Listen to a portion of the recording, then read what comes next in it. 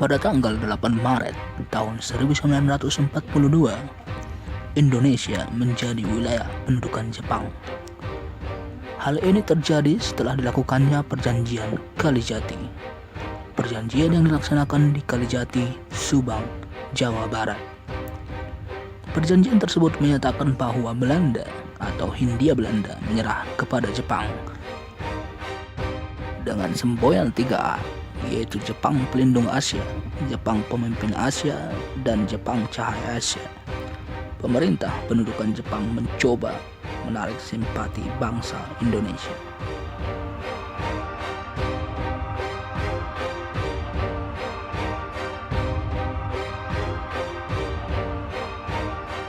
Namun, kejayaan Jepang di Asia tidak bertahan lama.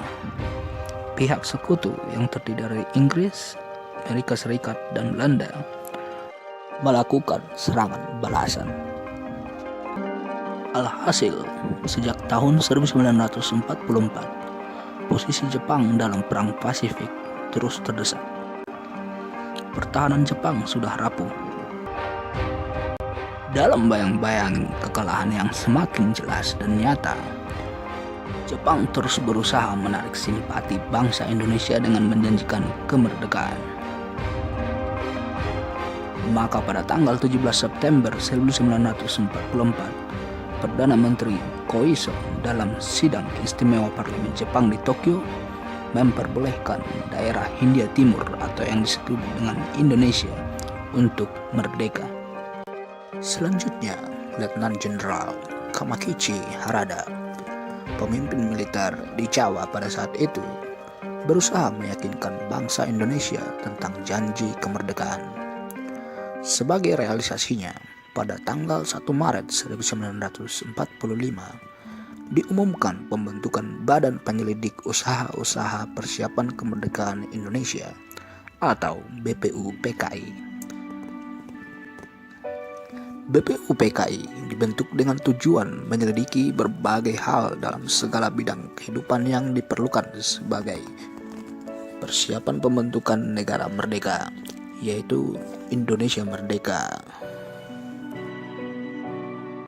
Pada saat itu, Rajiman Wedyo Diningrat dipilih sebagai ketua. Ia dibantu 2 orang ketua muda, yaitu Ichibangase Yoshio, orang Jepang yang menjabat sebagai Shuchokan Cirebon, dan wakil dari Indonesia yaitu Raden Panji Suroso yang menjabat sebagai kepala kesekretariatan. Selanjutnya, pada tanggal 29 April 1945, yang mana bertepatan dengan hari ulang tahun Kaisar Hirohito, anggota BPUPKI dilantik. Adapun anggota yang dilantik berjumlah 62 orang ditambah 7 orang Jepang. Bendera merah putih dikibarkan di samping bendera Jepang, Hinomaru. Sejak didirikan, BPUPKI telah mengadakan sidang resmi sebanyak 2 kali. Sidang pertama dilaksanakan tanggal 29 Mei sampai dengan 1 Juni 1945. Sidang ini membahas tentang dasar negara. Sedangkan sidang kedua berlangsung dari tanggal 10 sampai dengan 17 Juli 1945. Sidang ini membahas rancangan Undang-Undang Dasar. Selain itu, terjadi pertemuan-pertemuan tak resmi oleh panitia kecil di bawah BPUPKI. Sidang pertama yang dilakukan oleh BPUPKI dilaksanakan di gedung Chuo Sange Inn, Jalan Pejampon 6, Jakarta, yang kini dikenal sebagai Gedung Pancasila dan menjadi bagian dari kompleks bangunan Kementerian Luar Negeri Republik Indonesia. KRT Rajiman Wedyo Diningrat selaku ketua sidang menyatakan perlunya suatu dasar negara. Selanjutnya, beberapa anggota sidang menyampaikan pendapatnya tentang rumusan dasar negara. Kemudian setelah itu, Muhammad Yamin, Supomo, dan Soekarno mengajukan rumusannya tentang dasar negara.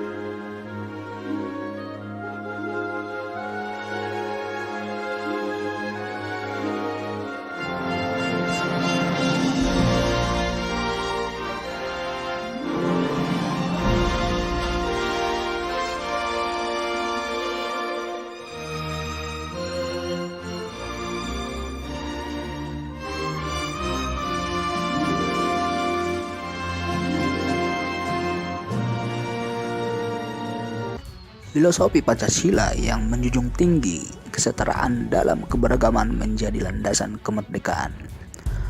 Pancasila terdiri dari 5 asas, yaitu yang pertama, nasionalisme dan kebangsaan Indonesia. Yang kedua, internasionalisme dan perikemanusiaan. Yang ketiga, mufakat atau demokrasi. Yang keempat, kesejahteraan sosial. Dan yang kelima, ketuhanan yang Maha Esa. Rumusan dasar negara atau Pancasila yang dikemukakan Soekarno menginspirasi para pendiri bangsa dalam sidang-sidang berikutnya tentang dasar negara. Untuk mengenang pidato Soekarno tersebut, maka setiap tanggal 1 Juni itu diperingati sebagai hari lahir Pancasila. Ringkasan dari Pancasila disebut Trisila yang isinya yaitu sebagai berikut. Yang pertama, sosio-nasionalisme. Yang kedua, sosio-demokrasi. Yang ketiga, ketuhanan. Menurut Soekarno, Trisila tersebut jika diperas lagi menjadi Ekasila yaitu gotong royong. Prinsip Ekasila adalah mendirikan negara gotong royong. Artinya, satu untuk semua, semua untuk satu, dan semua untuk semua.